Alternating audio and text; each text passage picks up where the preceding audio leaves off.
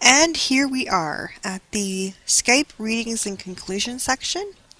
Now that we've gone over all of the different areas, such as tying IRC and ICQ earlier versions into what Skype is today, how and why people use the programs, uses and gratifications and affordance theory, and of course the social impacts of Skype, let's go ahead and tie Skype in to some of the readings for the module.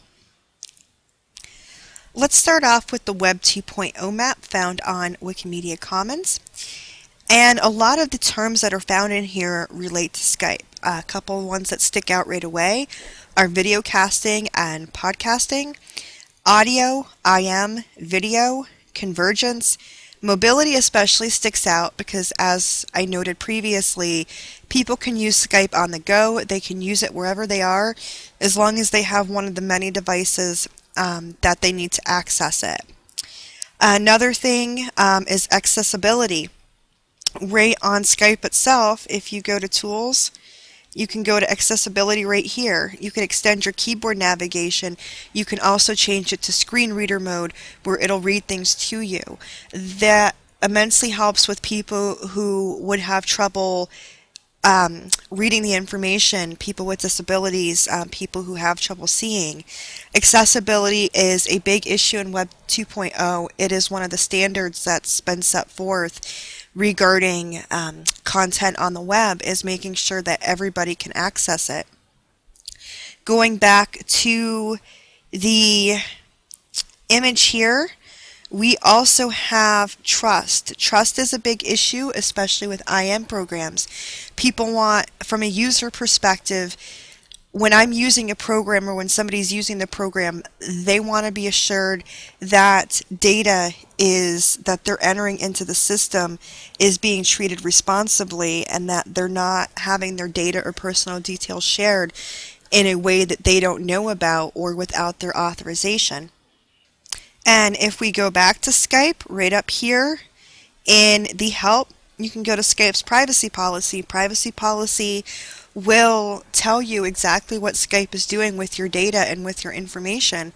So that helps build trust, because when a user logs on to Skype, they can go and see, what is Skype going to do with my information? What's it going to do with the information that I enter into private conversations, into work calls? And every website or web application these days tends to, or at least should, have some sort of privacy policy letting people know whether their information is being tracked, and if so, what is happening to that data afterwards. Usability is another big term, because of the fact that if something isn't usable, it's pretty much worthless. And with Web 2.0 and software as a service, people aren't viewing software as products anymore. They're viewing it as service. A company is providing a service. Skype is providing me and anybody else who uses it a service to talk to friends and family, a service to help my children stay in contact with their grandparents since they live far away, a service for businesses and professionals to telecommute, stay in contact, and collaborate with each other. Collaboration is also another word. Social software is another big one. As noted in the history of Skype, there is Facebook integration, which is a big one, integrating into social areas as far as giving people access to programs and services via their social networks. Open APIs stick out as well, for the sense that people want to be able to add to software and services online and the services and software that they download. They don't want to be boxed into a big area that they can't get out of anymore. They don't want to be just stuck to using whatever features that the software or web developer decided to integrate into their program or website. They want to be able to add to it, and that is something that we're also going to cover in a moment. Widgets is another big one. Widgets is something that people can add to expand the capabilities of programs. If we go back to Skype and we go to Tools, in Skype's case they're known as apps, but you can go ahead and get apps and add on to Skype to improve or increase its functionality. Another one that sticks out is perpetual beta. In the history that I showed you of Skype as well on Wikipedia, you can see each version number, and everything is done over the internet. Somebody doesn't have to go out to the store or go to Office Max or wherever they would buy their software from and pick up a new CD. All they need to do is update it from their computer, given that they have an internet connection. So essentially, programs are in this big circle of perpetual beta where they're never finished. They're always continuously improved. IRC, going back to that for a minute, there have been improvements made to IRC, but IRC would be something to where it really hasn't come around to Web 2.0 as much as the other programs have. ICQ has come around to Web 2.0 in the sense where the social features are obviously integrated. They've made it more usable. They've made it simpler. The design is better than it used to be. They've made it more accessible for people with disabilities. There's open APIs. It's mobile.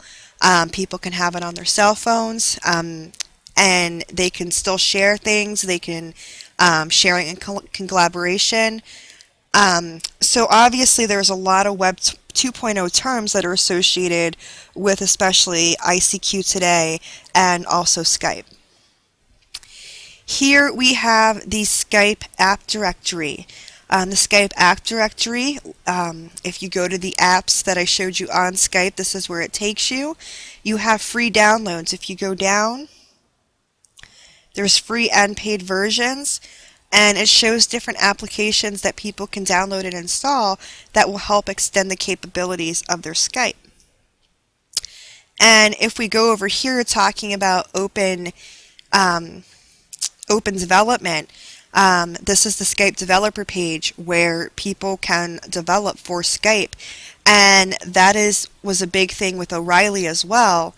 And if we go ahead and move over to what O'Reilly says about Web 2.0, he goes into further detail about open development.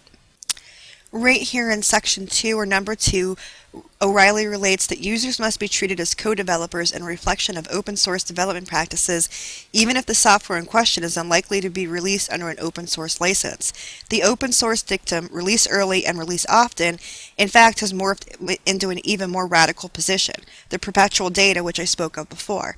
This is where the product is developed in an open with new features streamlined on a monthly, weekly, or even daily basis. It's no accident that services such as Gmail, Google Maps, Flickr, Delicious, and the like may be expected to bear a beta logo for many years to come. Real-time monitoring of user behavior to see which new features are used and how they are used becomes another required core competency. As a web developer at a major online service remarked, we put up 2 or 3 new features on some part of the site every day, and if users don't adopt to them, we take them down. If they like them, we roll them out as an entire site. Tying this back into Skype, Skype was finding that people wanted the video conferencing. They wanted to be able to see each other face to face as opposed to just having the chat. Once that video conference integration was done, Skype's user base really grew and it really became popular. Not so much for the chat capabilities such as ICQ and IRC did, but due to the video capabilities. No longer were people having to type text in a box and hit send. They could pop up a box on the computer screen and see each other in real time and have the conversation without having to write it out, which was a lot more efficient and interactive than simply typing into a box, hitting enter, and waiting for a response.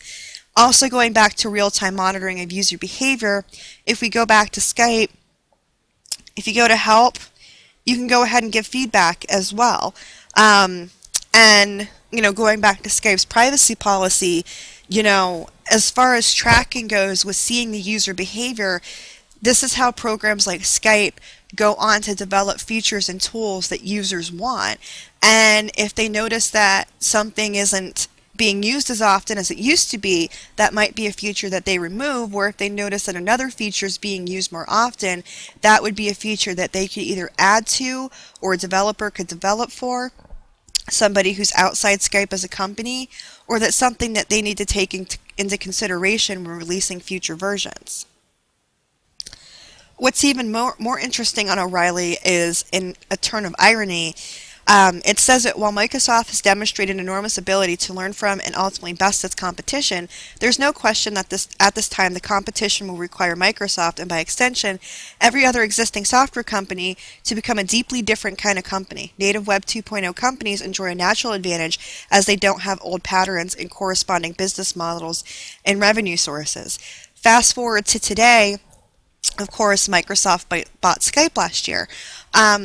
So that's one of the ways that they're moving forward, but also with Windows 8 just being released, they're moving away from software that needs to be purchased from a CD, and they're moving to updates through software as a service where people just download their new operating system and make updates to it as opposed to having to pay hundreds of dollars to go out and buy a physical copy of the disk. So I do find it funny that as I'm reading that, Microsoft today is doing a lot of things, not only with Skype, but with their other software and operating systems that really hit on them offering it in a Web 2.0 manner.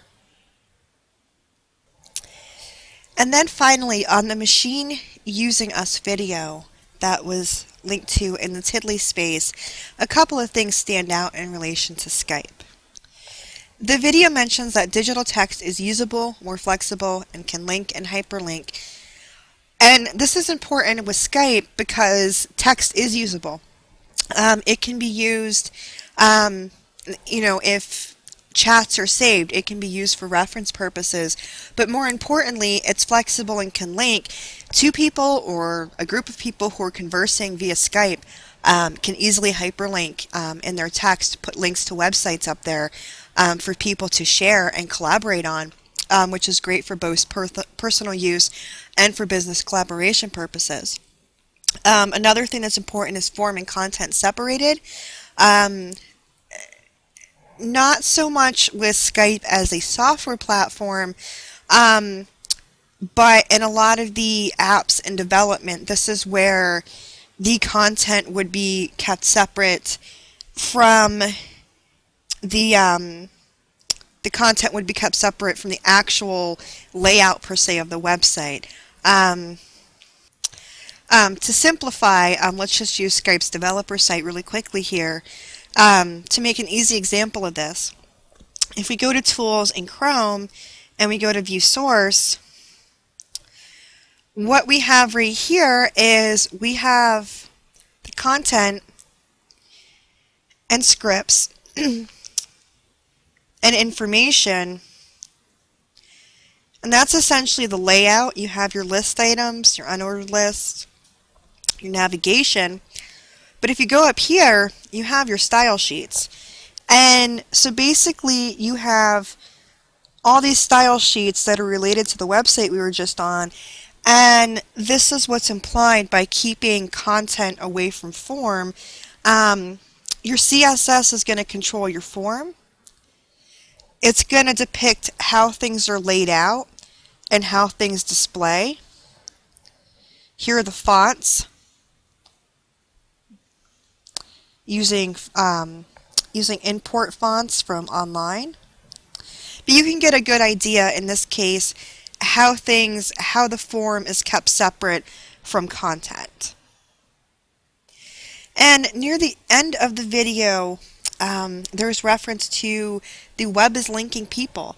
That is pretty much on point and the truth even in the case of Skype, because if it wasn't for the web, where would people download Skype from? And if they couldn't download Skype, how would they video conference? This can be said for not just Skype, but any downloadable software that people can use as a service. How would they be able to do it? The internet and the web provides the initial platform, that entry point for people to find each other and to download the software and use it as a service.